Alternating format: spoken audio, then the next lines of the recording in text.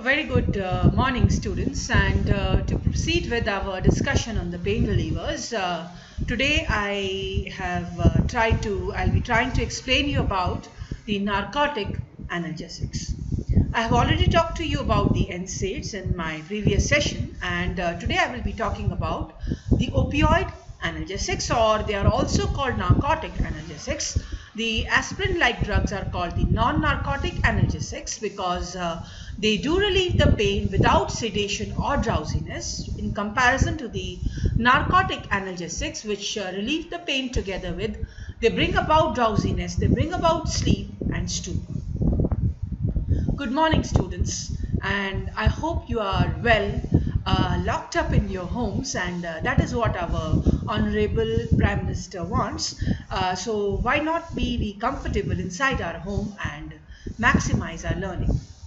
I'm still awaiting some questions which I already told you can be put in the form of comments, and we would be very happy to answer them. If there are no comments from the students, it means they are either not going through or they are just going through superficially. Because if you are going into depth, naturally you will have some questions, and we will be highly obliged and honored to answer those. So to continue today with the narcotic analgesic students, they are primarily the opioid analgesics, and they bring about a sense of euphoria. They are habit forming in nature, and that is why it is, they are difficult to procure. You have to have a certain 3 prescriptions to attain these drugs. So we'll go about that a little later.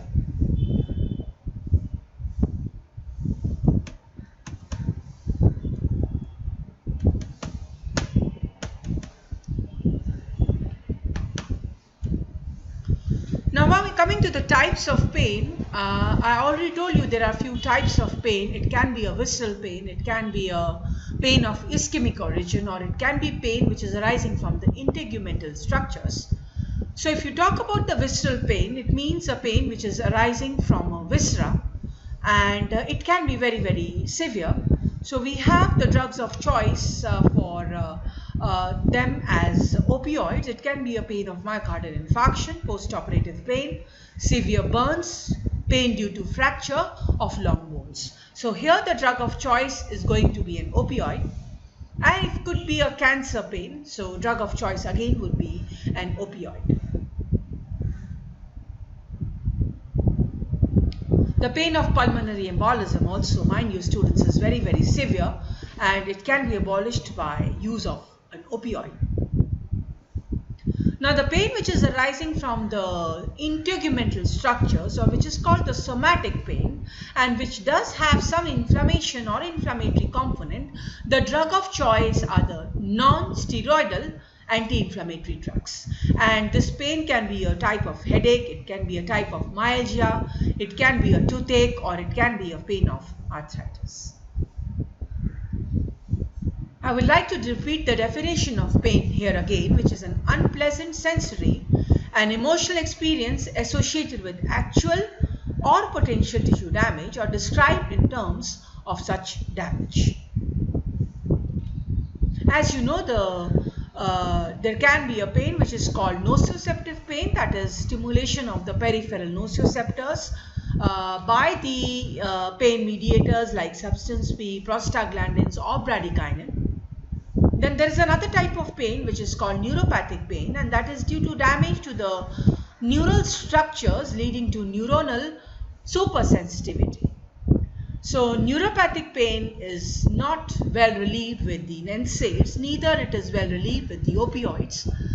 Yeah, but neuropathic pain are relieved well with the reuptake inhibitors, the 5-HT and the noradrenaline reuptake inhibitors, and they are the classical antidepressants which can be useful for neuropathic pain. One opioid which is also having an additional action of inhibition of the reuptake of 5-HT or noradrenaline is tramadol, which can be used for the management of neuropathic pain. Then we also have an ischemic pain. You know, the inguinal pain is a type of ischemic pain, and it is relieved by vasodilators in the form of nitrates. If you want to differentiate between acute and chronic pain is a pain which has less than 3 months of duration and which does not outlast the initiating painful stimulus. It has a major nociceptive input in the form of physical trauma. It could be a pain of MI, it could be a perforated peptic ulcer disease, and it is managed primarily by analgesics. If you compare the acute pain with the chronic pain may not have a major nociceptive input, and chronic pain, has attendant problems in the psyche of the patient. He can be depressed about his pain. He can be anxious about his pain. He might not be getting good sleep because of his pain. So that chronic pain is referred as a syndrome, students. It outlasts the initiating stimulus. It is regarded as a syndrome. It has a long-standing duration greater than 3 months. It does have emotional and behavioral reaction, and analgesics and adjuvant drugs are required as well as non-drug measures. Neuropathic pain, which is a type of a chronic pain, responds poorly to the opioids.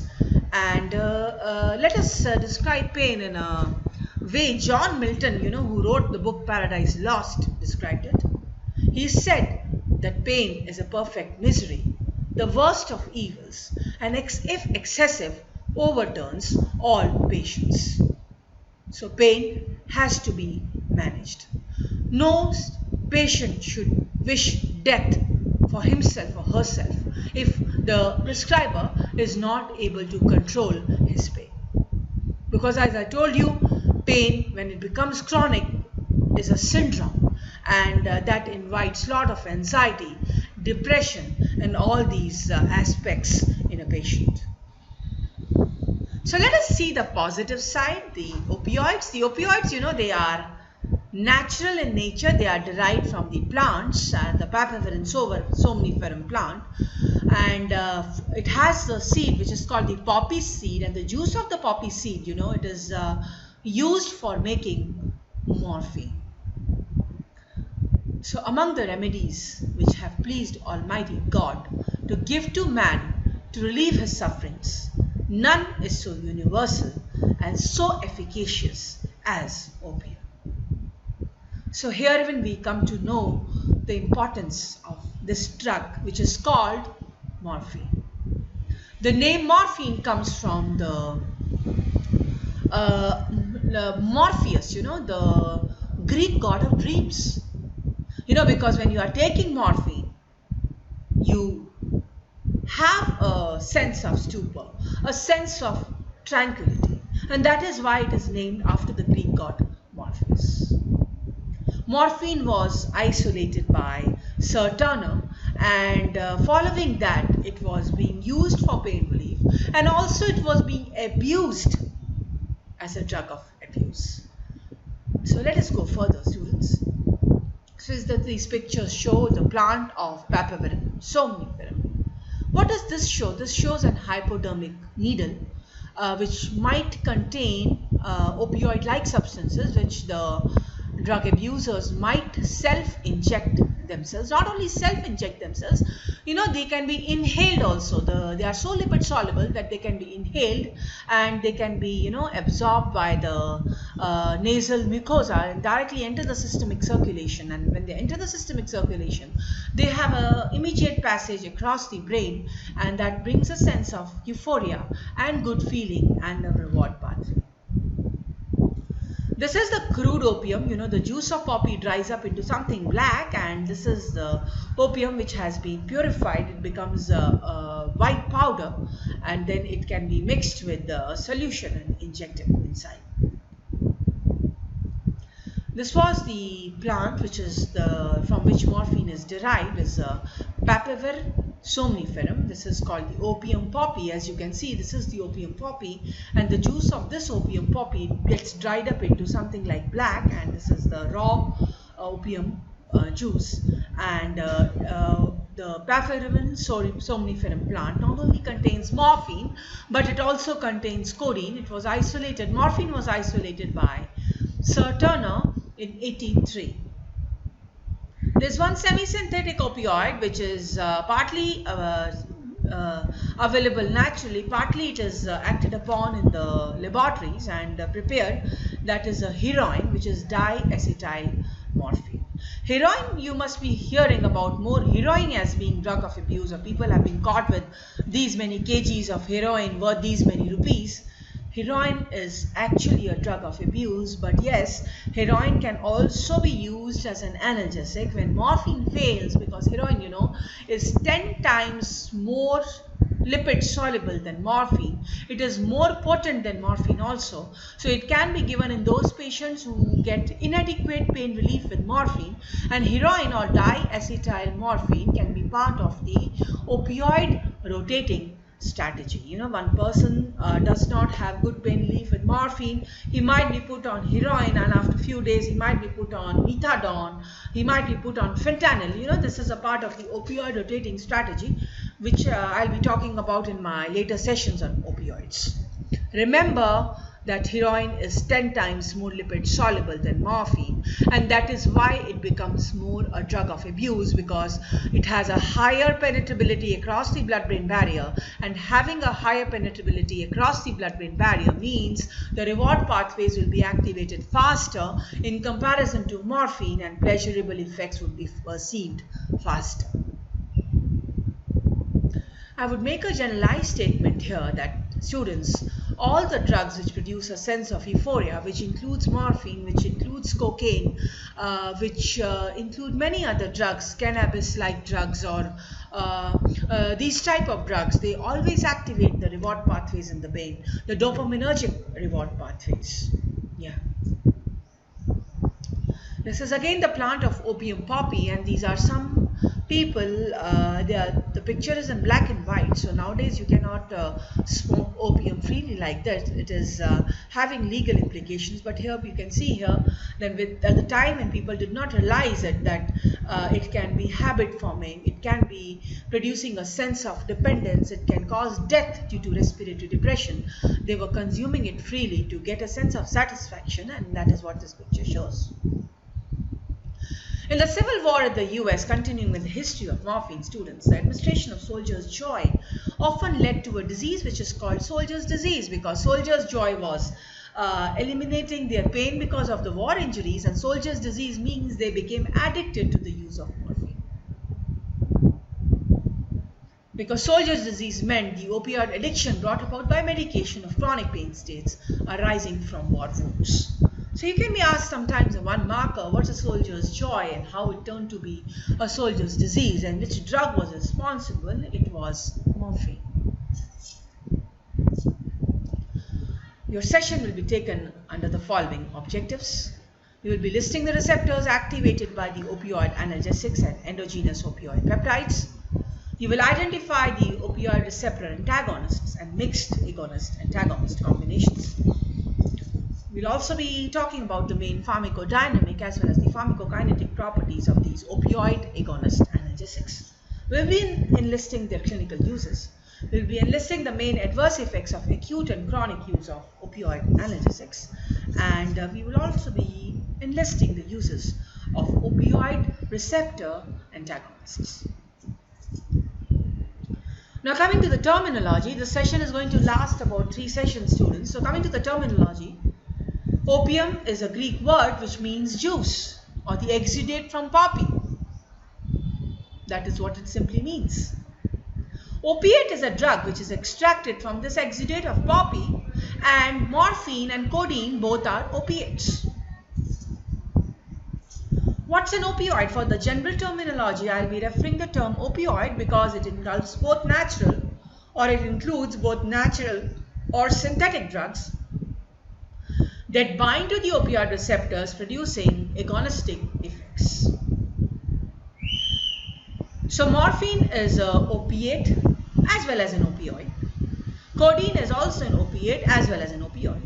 Fentanyl is only an opioid. It's not an opiate because it is synthetic in nature. Same is for many other drugs which belong to the opioid category. For example, methadone, which is also an opioid, it is not an opiate. So any natural or synthetic drug that binds to the opioid receptors producing agonistic effect will be termed as opioid. The invention of the hypodermic needle in 1856 produced drug abusers who self-administered opioids by injection. And I already told you that controlling the widespread use of opioids has been unsuccessful because it produces a sense of euphoria, which many other patients who are not people who are not actually patients will be using it. It has the problem of tolerance. You know, all the drugs which affect the central nervous system, there is a sense of tolerance which develops because as you keep on taking the drug, you would require larger doses of the drug to get the same euphoria or to get the same pharmacological effect, and produces a sense of physiological dependence. Physiological dependence to such an extent that if you stop using the drug, there are signs and symptoms which are opposite to what the drug was producing. The symptoms of withdrawal, which can be very, very severe. They are of course not life-threatening, but they can be severe with morphine-like drugs.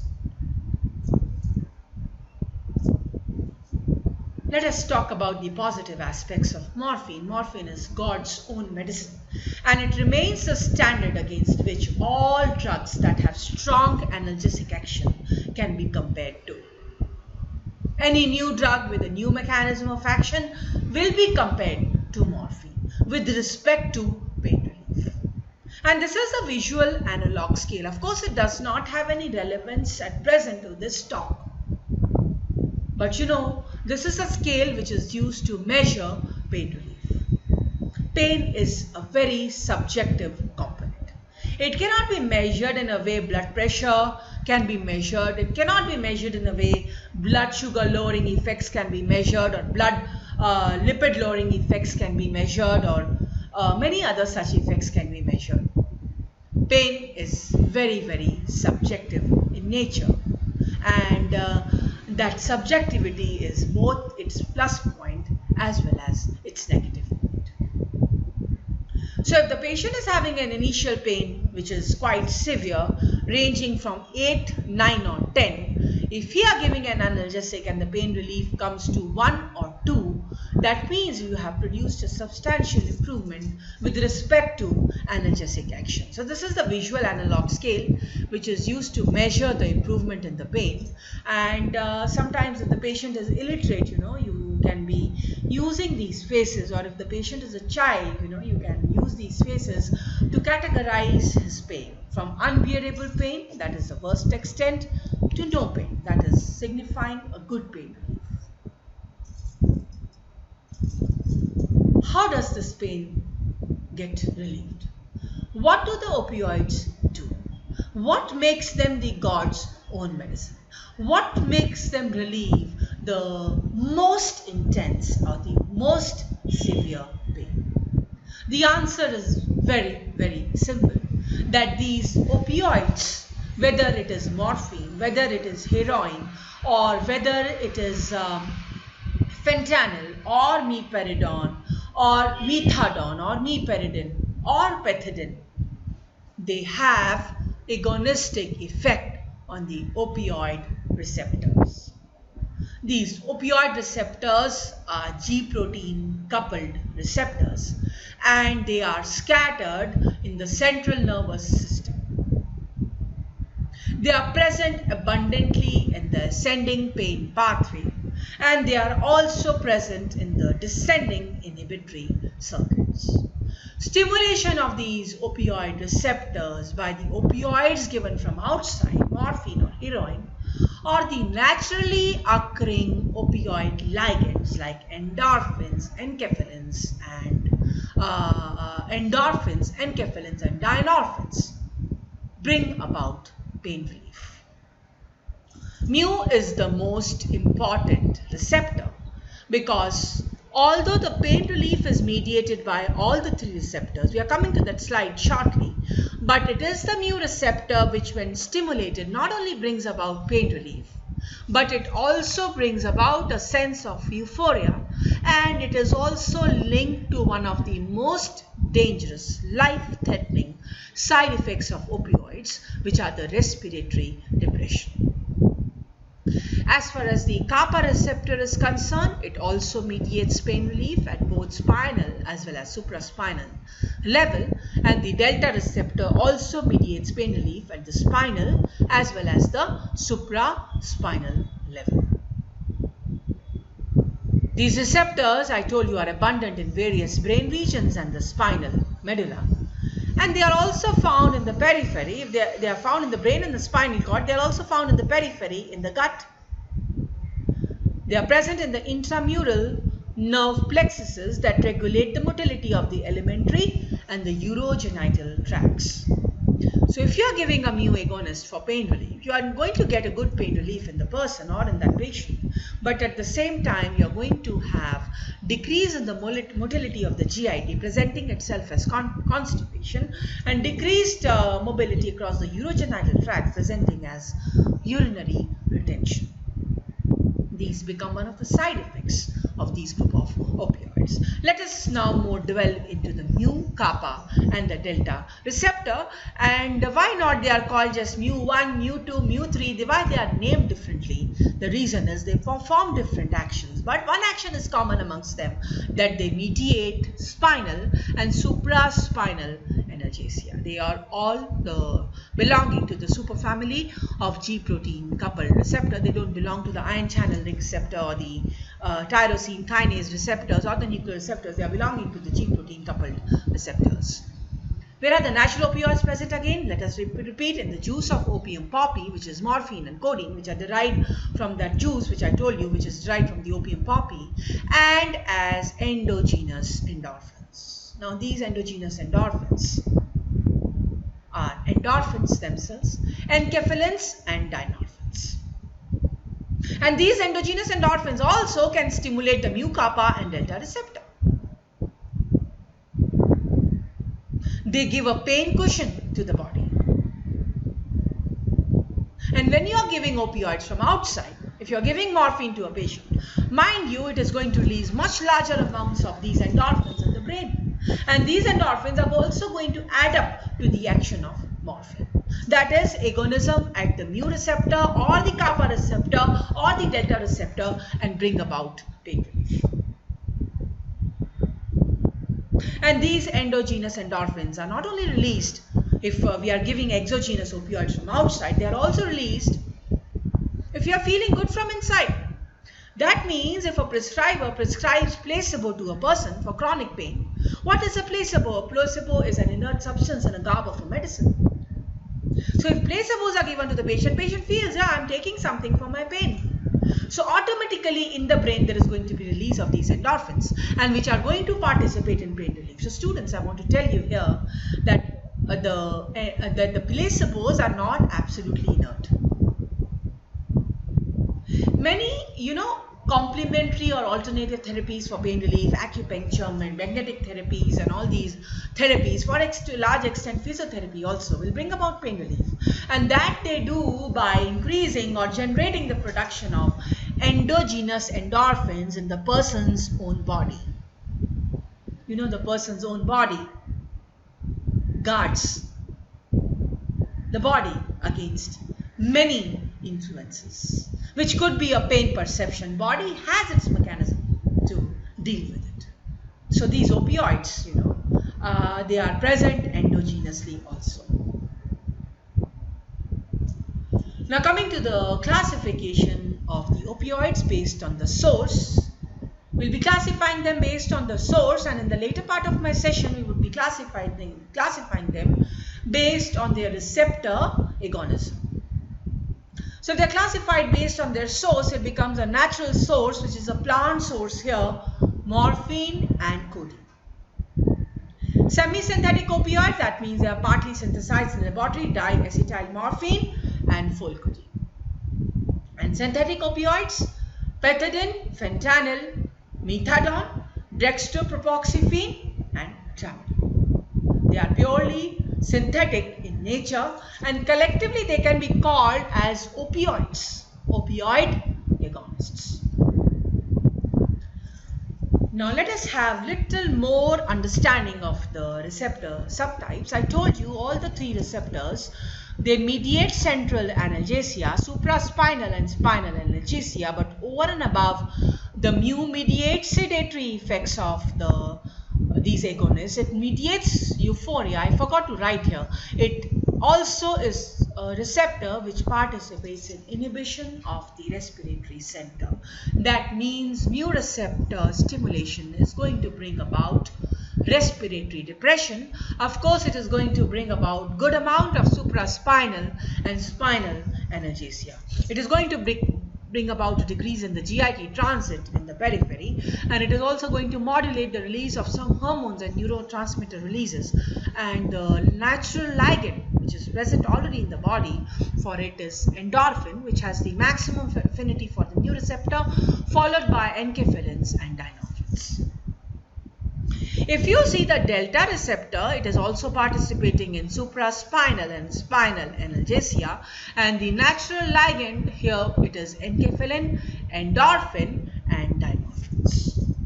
Now coming to the kappa receptor is a little different because it mediates analgesia, but it does not mediate euphoric action. It does not cause inhibition of the respiration. It decreases the GIT transit. It's going to cause constipation, but it is not going to cause euphoria. It is not going to be habit forming. The stimulation is not going to be habit forming. Rather, it is going to cause unpleasant psychotomimetic effects in the form of dysphoria. Dynorphin is the endogenous ligand for the same, followed by endorphins and enkephalins. Kappa receptor. So if you synthesize or if you give a drug which is a kappa agonist and a mu antagonist, you are going to get analgesia, but you will not be getting the euphoria, habit forming action. You will not be getting inhibition of the respiration. So we do have some drugs which are kappa agonist and mu antagonists. So students, we end up here for today, for the session, for the first session today, and then I would be dwelling upon in my later session on the mechanism action of opioids. What makes it a more superior analgesic is what we are going to talk about. So students, thank you so much for patient hearing, and I wish you should be participating more, asking more questions, so that we feel that whatever efforts we are doing here for you will reap the results. Remember students, the best motivation doesn't come from your exams, doesn't come from your immediate pass-fail grades, does not come from your, it comes from inside. You know, the intrinsic motivation is what will drive us to be lifelong learners. Because as doctors, we have to be lifelong learners. You see so many diseases coming up, the corona coming up. Nobody knew. In one of the WhatsApp messages, I was just saying that corona was struck off by students saying it is not important for us to know about it. And now suddenly the whole world is concerned about the corona pandemic. Nobody knows which drugs are going to be active, what is the temperature the virus survives on, or what is the herd immunity the virus gives to people. Nobody knows anything. So learners or students, future doctors, you have to be lifelong learners. And to be lifelong learners, you know, you have to derive that motivation from inside. So have the motivation to study, have the motivation to go ahead. It's going to help you. Thank you so much, students.